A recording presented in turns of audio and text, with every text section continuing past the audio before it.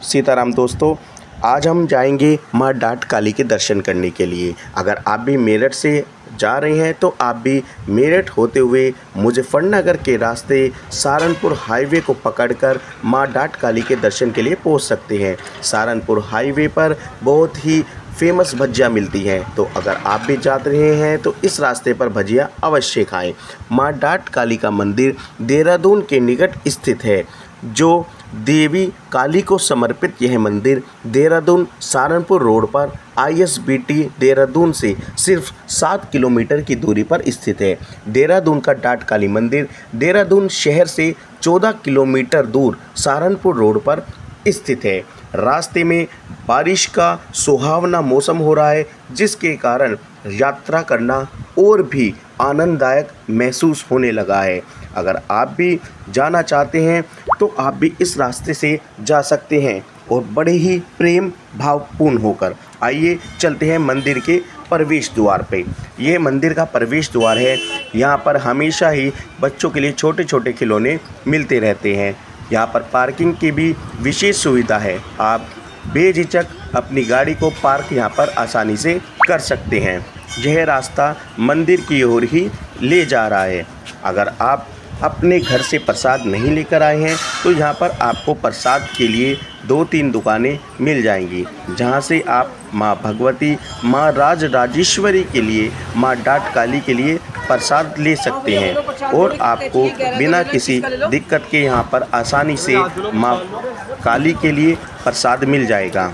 अगर आप अपने जूते चप्पल यहाँ उतारना चाहते हैं तो आप अपने साइड में अपने यहाँ पर जूते चप्पल भी उतार सकते हैं। यहाँ पर आने के लिए आपको कोई विशेष प्रयोजन की आवश्यकता नहीं है। मंदिर बिल्कुल रास्ते पर ही मिलेगा, ना ही आपको कोई सीढ़ी से चढ़ना पड़ेगा। बुजुर्ग और वृद्ध व्यक्ति भी आसानी से आ सकते हैं। ये माँ डाट काली मनोकामना सिद्धपीठ मंदिर, ये प्रवेश द्वार। आइए चलते हैं माँ का जयकारा लगाते हुए, बोले साचे दरबार की जय। ये मंदिर का प्रवेश द्वार है। इस प्रवेश द्वार से हम सीधे जाएंगे और आपको माँ काली के, माँ भगवती के दर्शन कराएंगे।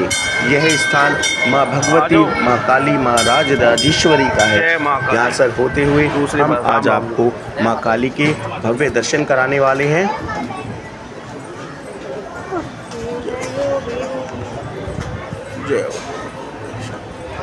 ओम क्रीम। ये माँ, यहाँ पर आप आराम से अपना प्रसाद भी चढ़ा सकते हैं और माँ का चिंतन भी कर सकते हैं। अगर आप अपनी कोई मनोकामना विशेष मांगना चाहते हैं तो मंदिर के प्रांगण में आप अपनी मनोकामना पूर्ण करने के लिए चुन्नी या कलावा भी अवश्य बांध सकते हैं और आपकी मनोकामना जरूर ही, बहुत ही जल्द, निश्चित ही रूप से 1 वर्ष के अंदर अवश्य पूरी हो जाएगी।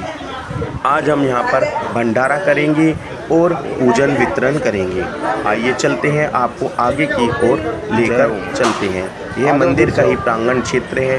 ये अखंड धूना है जो हमेशा ही 24 घंटे ऐसे ही प्रज्वलित होता रहता है। ये माँ की लोगों ने अपनी मन्नतें मांग रखी है। जो लोग दूर से आते हैं वे यहाँ पे श्रद्धा भावपूर्ण होकर माँ को चुन्नी चढ़ाते हैं और अपनी मनोकामना को पूर्ण करने के लिए यहाँ पर चुन्नी बांधते हैं या कलावा भी बांध देते हैं कुछ लोग। यहाँ पर हम भी आज मनोकामना पूर्ण करने के लिए अपनी मन में वह चुन्नी बांध रहे हैं। यहाँ पर भक्तगण दिव्य ज्योति के दर्शन करने आते हैं जो 1921 से लगातार जल रही है। लोग अपने नए वाहन की पूजा के लिए भी डाट काली मंदिर आते हैं। चूँकि मंदिर देहरादून सहारनपुर मार्ग पर स्थित है, इसलिए सभी राहगीर रुककर देवी काली का आशीर्वाद लेते हैं। भक्ति देवी को तेल, घी, आटा या अपनी मनोवांछित जो भी इच्छा हो वह चढ़ाते हैं। यह मंदिर घाटी में स्थित है, इसलिए इसे डाट काली मंदिर कहा जाता है। अगर आपको इस मंदिर में आकर भंडारा करना है तो आप वह भी बहुत ही आसानी पूर्वक कर सकते हैं। आज हमारा भंडारा है, उससे पहले ब्राह्मण देवता आकर हमारी पूजा करवाएंगे और उसके बाद हवन होगा। यह पूजा स्थली है जहाँ पर हमारे ब्राह्मण देवता मौजूद हैं पहले से ही, और यहाँ पर वे हमारी हवन और पूजा की तैयारी शुरू करवा रहे हैं। हमें यहाँ पर आकर बहुत ही अच्छा अनुभव हो रहा है और बहुत ही आनंद की अनुभूति हो रही है। यहाँ के पंडित जी के द्वारा हमारी पूजा अर्चना शुरू होने वाली है। पंडित जी यहाँ पर हमारी तैयारी कर रहे हैं और पूजा की व्यवस्था कर रहे हैं। थोड़ी ही देर में हमारी पूजा शुरू होने वाली है। अब ब्राह्मण देवता ने हमारी पूजा अर्चना यहाँ पर शुरू कर दी है और संकल्प के साथ वैदिक मंत्रों के साथ स्वस्ति वाचन के साथ हमारी पूजा शुरू हो गई है। उस कन्याओं को भोजन और फिर हमारा भंडारा शुरू हो जाएगा।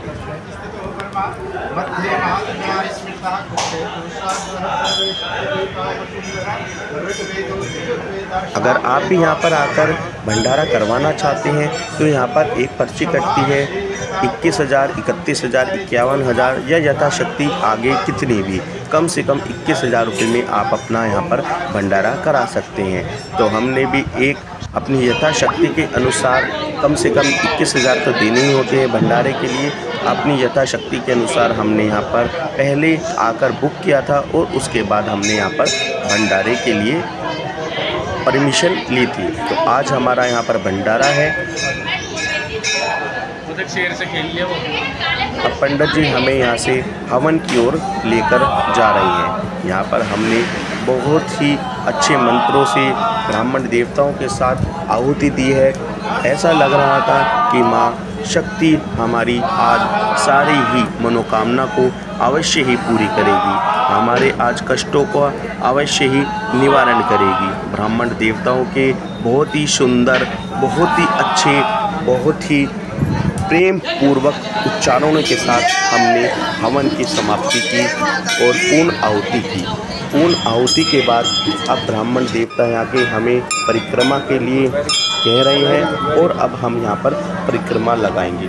परिक्रमा लगाने के बाद ब्राह्मण देवता हमें अपने साथ कन्याओं को भोजन कराने के लिए लेकर जाएंगे। उससे पहले हम अपना यहाँ पर जो प्रसाद लेकर आए हैं वह प्रसाद माँ को अर्पित करेंगे। यहाँ पर नारियल भी चढ़ाया जाता है। अगर आप अपना नारियल लेके जा रही हैं या यहाँ पे मंदिर के बाहर जो दुकानें हैं वहाँ से भी आप नारियल ले सकते हैं। वहाँ से नारियल लेकर आप यहाँ पर अपना नारियल अवश्य चढ़ाएं। ऐसा करने से भी आपकी बहुत सारी मनोकामना पूर्ण हो जाएगी।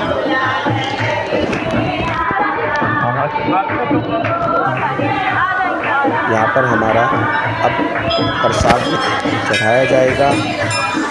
हम लाइन में लग चुके हैं और माता के पास आने के लिए अपने नंबर की प्रतीक्षा कर रहे हैं। उसके बाद यहाँ से हम दूसरे स्थान पर जाएंगे जहाँ पर हमारा कन्याएं छोटी छोटी बालिकाएं इंतजार कर रही हैं पहले से ही और वहाँ पर उनको भोजन वितरित किया जाएगा। ये छोटी छोटी कन्याएं हैं जिनको हम भोजन करा रहे हैं। उसके बाद फिर हमारा भंडारा शुरू किया जाएगा। अगर आप भी यहाँ आना चाहते हैं तो कृपया इस प्रक्रिया को अवश्य आराम से देखिए।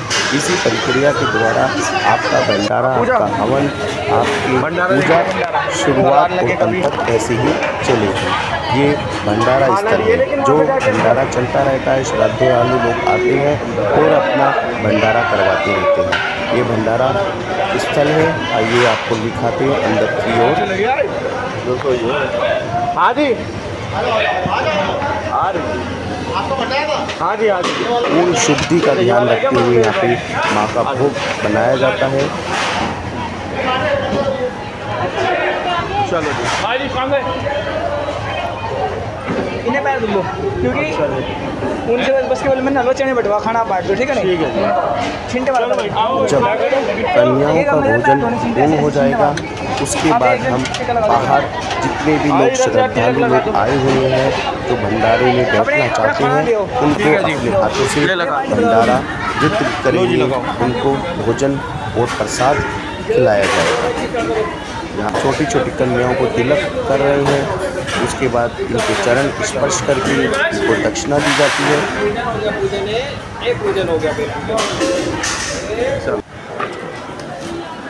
यहाँ पर मंदिर के प्रांगण में ही नारियल चढ़ाया जाता है।